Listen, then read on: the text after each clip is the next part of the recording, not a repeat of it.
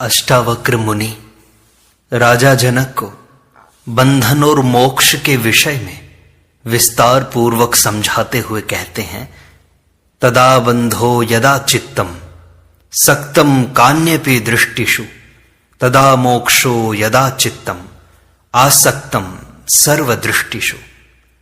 अर्थात जब चित्त किसी दृष्टि अथवा विषय में लगा है तब बंध है, और चित्त जब सब दृष्टियों से अनासक्त है तब मोक्ष है।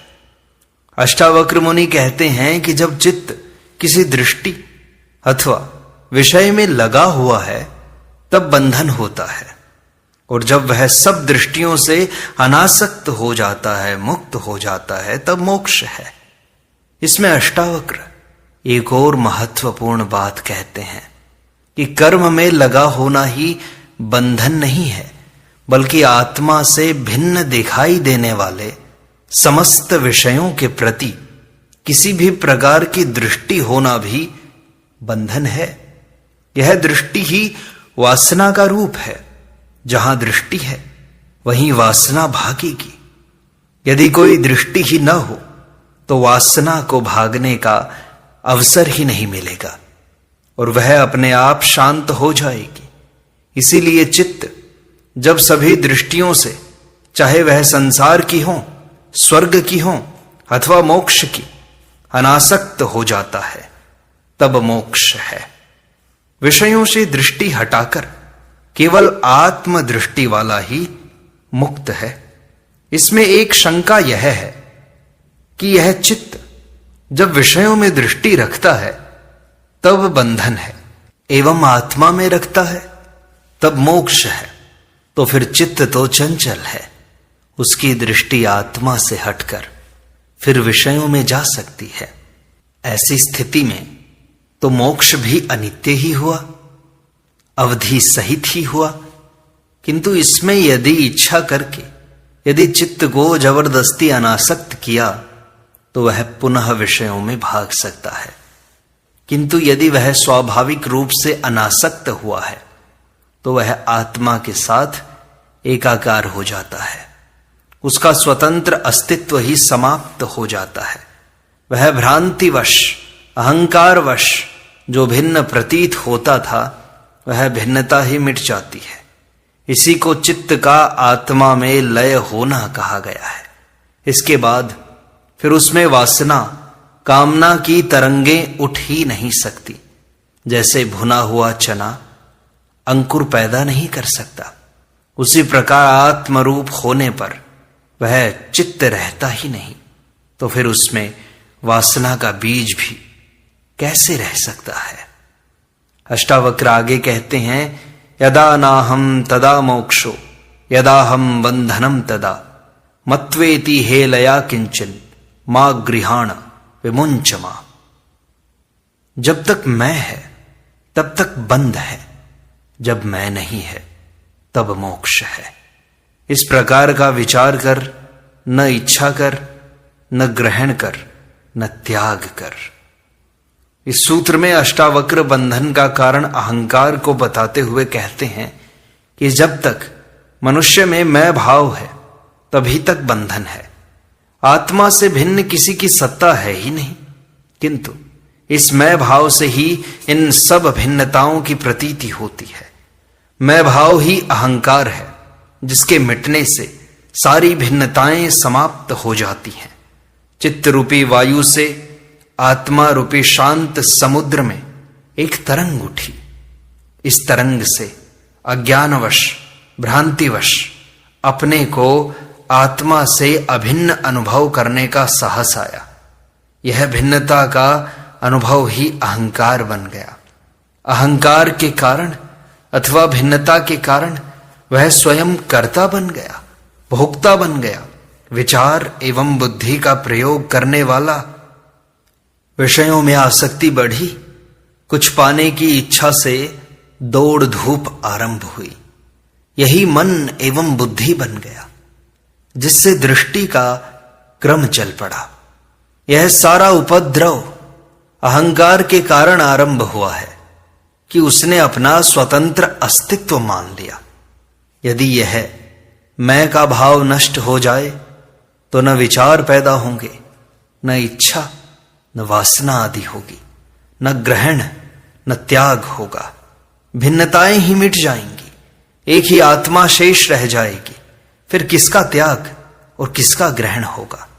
ऐसी स्थिति को उपलब्ध हो जाना ही मोक्ष है। जब तक जीव का संबंध इस अहंकार रूपी दुरात्मा के साथ रहता है, तब तक वह अपने को आत्मा से भिन्न मानता रहेगा। तब तक मुक्ति नहीं है, मोक्ष नहीं है। अष्टावक्र ने मूल पर ही चोट कर दी, जड़ को ही उखाड़ फेंकने को कह दिया, जिससे वृक्ष पनपे ही नहीं। बीज को ही भुनने की बात कह दी, जिससे वृक्ष उगने की संभावना ही समाप्त हो जाए। किंतु लोग हैं बड़े चालाक, अहंकार तो छोड़ते नहीं, जो सभी बुराइयों का मूल है। वासना और आसक्ति छोड़ते नहीं, और छोड़ने के नाम पर कोई चाय छोड़ रहा है, कोई रात्रि का भोजन छोड़ रहा है, कोई घर बार छोड़ रहा है, कोई दान दे रहा है, मंदिर धर्मशालाएं बनवा रहा है, कोई मंदिर जाकर 5 पैसे भेंट करता है, कोई नारियल अगरबत्ती चढ़ाता है। धर्म के नाम से न जाने क्या क्या मनुष्य कर रहा है। किंतु अष्टावक्र कहते हैं कि इन सब के पीछे यदि मैं भाव है कि मैंने ऐसा किया, इन सब के पीछे यदि कुछ पाने की चाह है, तो ये सब मोक्ष के मार्ग नहीं है। दुनिया में सभी भोग से लिप्त हैं, मैं भाव छूटा नहीं, वासना आसक्ति छूटी नहीं। इसलिए सब भोगवादी पूरे के पूरे चारवाकी हैं।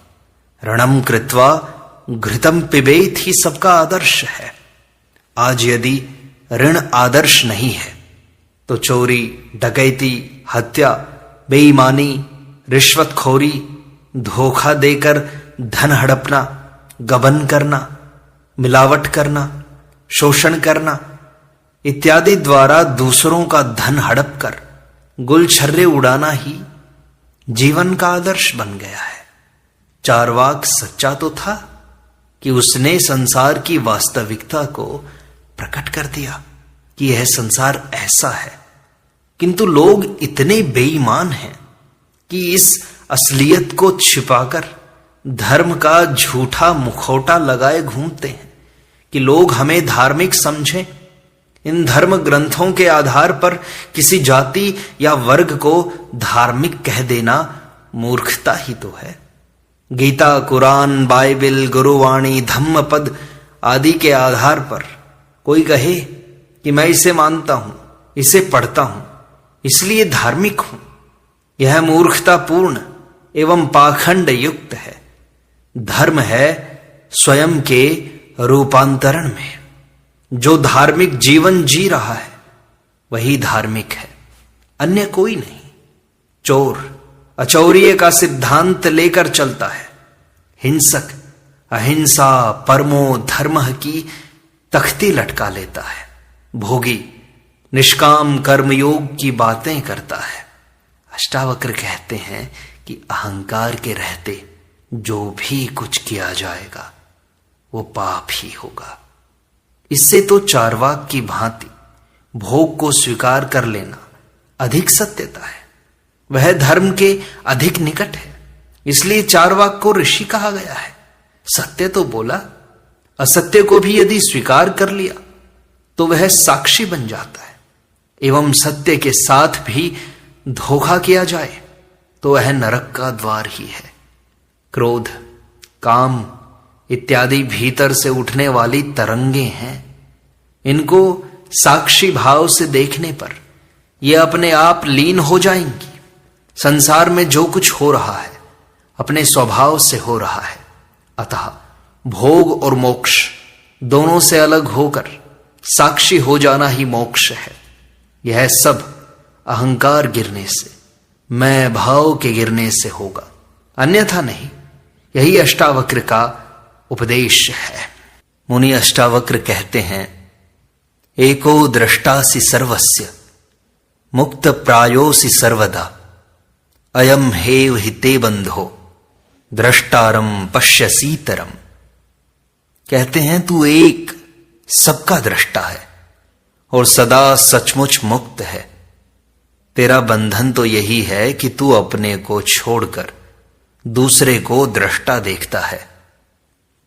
इस सूत्र में अष्टावक्र जी अद्वैत को प्रतिष्ठा देते हुए द्वैत धारणा को भी बंधन का कारण मानते हुए जनक से कहते हैं कि यह आत्मा ही परमात्मा है, यही ब्रह्म है, दोनों भिन्न नहीं है।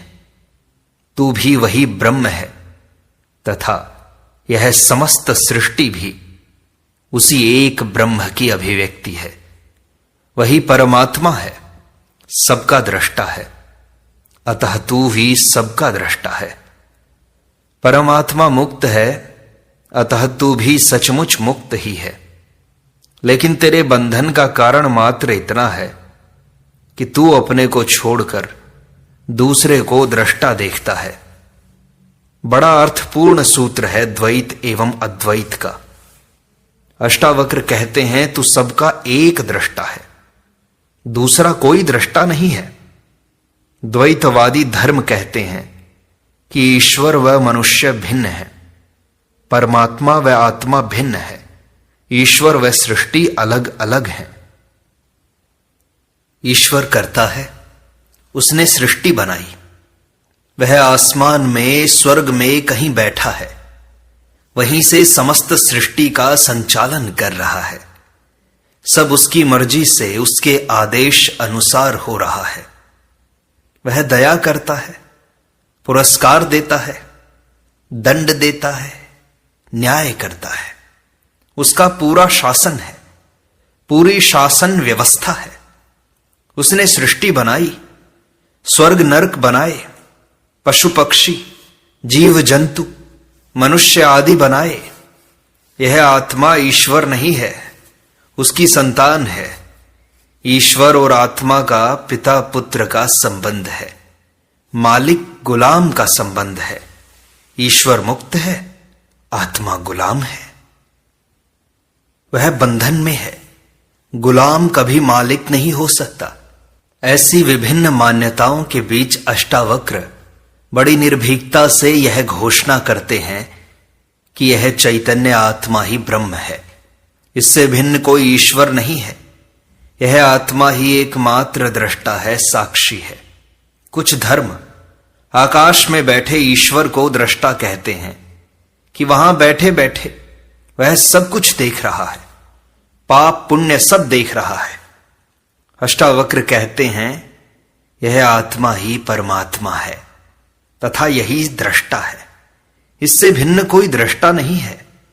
यह आत्मा मुक्त ही है, किसी बंधन में बंधी नहीं है। वे आगे जनक को कहते हैं कि तेरा बंधन यही है कि तू इस आत्मा के अलावा दूसरे को दृष्टा देखता है। जब दूसरा मौजूद है तो बंधन हो ही गया। यदि एक ही है तो कौन किसे बांधे, वह मुक्त ही है। यदि ईश्वर आत्मा से भिन्न है, जो इससे बड़ा है, तभी बंधन की बात पैदा होती है कि यह आत्मा उसके अधीन है, गुलाम है, उसकी सेवक है। जब दूसरा है ही नहीं तो बंधन किसका, वह मुक्त ही है। अतः आत्मा से भिन्न ईश्वर की सत्ता को मानना भी बंधन है। ऐसी आत्मा कभी मुक्त हो ही नहीं सकती।